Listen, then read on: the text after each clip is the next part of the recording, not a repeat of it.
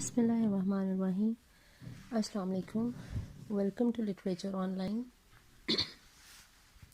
आज हम पोइम करेंगे टी.एस. इलियट की love song of J. Alfred Prufrock. अच्छा, सबसे पहले इलियट को थोड़ा सा मैं बता दूं। इलियट 1888 में पैदा हुआ था और ये एक मॉडर्निस्ट पोइट है। मॉडर्न एरा में, क्योंकि एंड ऑफ 19th सेंचुरी थी and the beginning of 20th century. और इस दौर के जो पोइट्स हैं उनको हम कहते हैं मॉडर्न पोइट्स।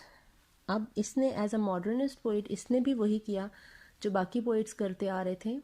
जितने भी आपके जो लूप होल्स हैं, आपके जनरेशन में, आपकी जो सिविलाइजेशन में जो भी कुछ खामियां चल रही हैं, इसने भी उन्हीं खामियों को एलेबोरेट किया और पॉइंट आउट किया थ्रू हिज पोइट्री। ये ना सिर्फ एक पोइट था, एसेइस्ट भी है, क्रिटिक भी है और प्ले राइट भी है। ठीक है, essayist, critic, playwright and poet, ये इलियट था सब कुछ। अब इसका ये जो love song of J. Alfred Prufrock है, सबसे पहले ये पोइम पब्लिश हुई थी पोइट्री मैगजीन में 1915 में, राइट, पोइट्री मैगजीन में 1915 में। उसके बाद ये पोइम पब्लिश हुई है 1917 में। इसकी 12 पोइम्स की एक कलेक्शन थी, उसका नाम था Prufrock and other observations. Prufrock and other observations, उसमें ये 1917 में दोबारा पब्लिश हुई। अब इसको अगर हम डिस्कस करते हैं कि इसका टाइटल इसने कहाँ से लिया, लव सॉन्ग। कहने को ये एक लव सॉन्ग है, लेकिन ये लव सॉन्ग है नहीं है। बेसिकली ये एक एंटी लव सॉन्ग है। ठीक है, क्यों? और इसका जो टाइटल है, टाइटल इसने लिया है रुडयार्ड किपलिंग की poem the love song of Hardayal से। ये पब्लिश हुई थी प्लेन टेल्स फ्रॉम हिल्स में। ठीक है, the title was taken from Rudyard Kipling's poem the love song of Hardyal, published in plain tales from hills. ठीक है, दूसरी बात इसकी है कि इसका एपिग्राफ कहाँ से लिया गया है। एपिग्राफ इसने कहाँ से, रेफरेंस कहाँ से लिया है।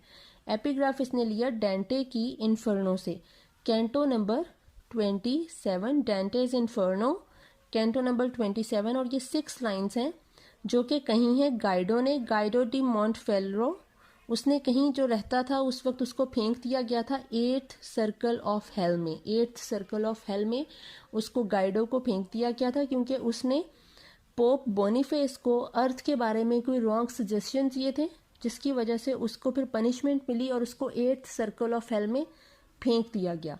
अब वहाँ पे डेंटे इससे पूछता है कि तुम्हारे साथ ये क्या माजरा हुआ, ये क्या सीन हुआ। तो जो गाइडो है ये उसे जवाब देता है। गाइडो को ऐसे लगता है कि ये बंदा जो मेरे से बात कर रहा है ये ज़रूर ये भी हेल में ही रहता है, और जो एक दफ़ा हेल में आ जाए वो वापस नहीं जा सकता। वो कह रहा है मैं तुम्हें ये बात अगर कभी ना बताता, अगर मैं कभी हेल से जा सकता, और मुझे भी यही लगता था कि तुम भी इधर हेल में ही रहोगे, तुम कभी अर्थ पे वापस नहीं जा सकोगे। और अगर मुझे पता चल जाता है कि तुम अर्थ पे जा सकते हो और मुझे तुम बात इस तरह फैलाओगे, तो मेरी इवल एक रेपुटेशन जो है, ये जो तुमने एक बनानी है मेरी ये रेपुटेशन ख़राब ना होती। ठीक है, अगर तुम मेरी बात फैलाते मत। इस पोइट्री के थ्रू जो डेंटे ने पोइट्री लिखी, उसने कैंटो नंबर 27 में उसने 6 लाइन्स ये यूज़ की। इसमें एपिग्राफ में जो है गाइडो कह रहा है अब डेंटे को, if I thought that my reply would be to someone who would ever return to earth, this flame would remain without further movement. But no one has ever returned alive from the gulf. If what I hear is true, I can answer you with no fear of infamy. Infamy कहते हैं आपकी evil repute होना। ठीक है, अच्छा, उसके बाद आता है कि इसके थीम्स क्या क्या हैं इस पोइम के।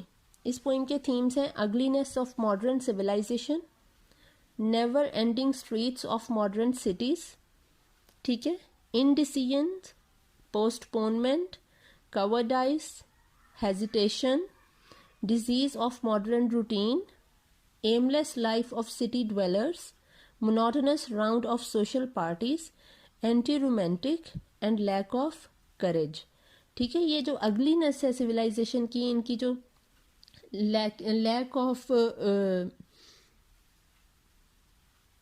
इनका जो लैक ऑफ करेज है, ये सारा कुछ जो है, ये सारा कुछ सिविलाइजेशन की एक उस दौर के लोगों की एक रूटीन बन चुकी थी, एक आदत बन चुकी थी कि वो फैसला नहीं कर पाते थे। उनकी ज़िंदगी इतनी मोनोटोनस हो चुकी थी, इतनी मैकेनिकल हो चुकी थी कि किसी मशीन की तरह सिर्फ सांस ले रहे थे, लेकिन वो इंसान जैसे एक होता है, उसमें फीलिंग्स एंड इमोशंस होते हैं, वो कुछ फील करता है और किसी चीज़ के लिए सेंसिटिव होता है, वो चीज़ें ख़त्म होती जा रही थी। अब जो प्रोफ्रॉक जो कैरेक्टर इसने लिया है, love song of J Alfred प्रोफ्रॉक इसने नाम क्यों चूज़ किया? वो इसने इसलिए चूज़ किया क्योंकि प्रोफ्रॉक एक ऐसे पर्सन को कहते हैं जो हमेशा एक फेलियर हो, हु इज़ अ फेलियर, ठीक है, हु नेवर अचीव्स एनीथिंग, कुछ नहीं कर पाता ये बंदा। इसने प्रोफ्रॉक ने अपने आप को एक जगह पे हैमलेट से भी किया है, कंपेयर किया है कि जैसे उसको वो to be and not to be वाला सीन है कि वो अपना फैसला नहीं कर पा रहा था, मेरी भी कुछ वैसी ही हालत है कि मैं समझ नहीं पा रहा मुझे क्वेश्चन करना चाहिए या नहीं करना चाहिए। अब प्रोफ्रॉक के करेक्टर में क्या क्या जो है उसके सैलिएंट फीचर्स आप उसके करेक्टर के देख लें कि वो क्या चीज़ें हैं, उसकी करेक्टरिस्टिक्स क्या हैं।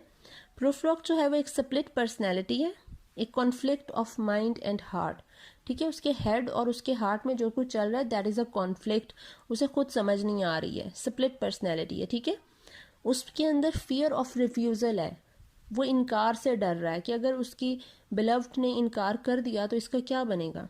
पैरालिसिस ऑफ विल है, उसमें पैरालिसिस कहते हैं मफलूज होने को, कि उसमें एक वो विल पार नहीं है उसके अंदर, ठीक है।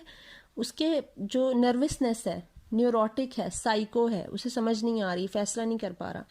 हेल्पलेसनेस है, बेचारगी है उसके अंदर, वो अपने ही बारे में हेल्पलेसनेस है, ठीक है। उसके बाद internal debate between his heart and mind है, वो मुसलसल एक कश्मकश में मुब्तला है, मुसलसल पूरी पोइम में। इमोशनल फ्रस्ट्रेशन है, जब आप एक चीज़ करना चाह रहे हो लेकिन आप उसके लिए हिम्मत नहीं जुटा पा रहे हो तो आप क्या हो जाते हो, आप फ्रस्ट्रेट हो जाते हो। वो फ्रस्ट्रेशन आपकी बढ़ती जाती है ना कि कम होती है, जब तक आप उसकी कोई आउटबर्स्ट निकालते नहीं हो, कुछ करो, लेकिन ये अपना गुस्सा भी नहीं निकाल सकता, कुछ कर भी नहीं, अंदर ही अंदर पक रहा है, तो वो इमोशनल फ्रस्ट्रेशन है। इन्फीरियोरिटी कॉम्प्लेक्स है इसके अंदर, ठीक है, कि ये अपने आप को लोगों से अदना समझ रहा है। ये कह रहा है कि मैं बूढ़ा हूँ, मैं देखने में अच्छा नहीं हूँ, मेरे बाल झड़ रहे हैं, मेरे कपड़े इतने अच्छे नहीं हैं, मैं अच्छा लग नहीं रहा, औरतें मुझे अच्छा समझेंगी नहीं, मेरी अपीयरेंसेस वैसी नहीं है। तो ये सारी चीज़ें फील कर रहा है और इसकी वजह से इसके अंदर एक इन्फीरियोरिटी कॉम्प्लेक्स है, जिसकी वजह से उस बंदी से बात नहीं कर पा रहा और बात को मुसलसल इधर से उधर घुमा रहा है, ठीक है। ये हो गया इसका इंट्रोडक्शन। इंशाल्लाह नेक्स्ट वीडियो में हम करेंगे इसकी translation. Thank you so much.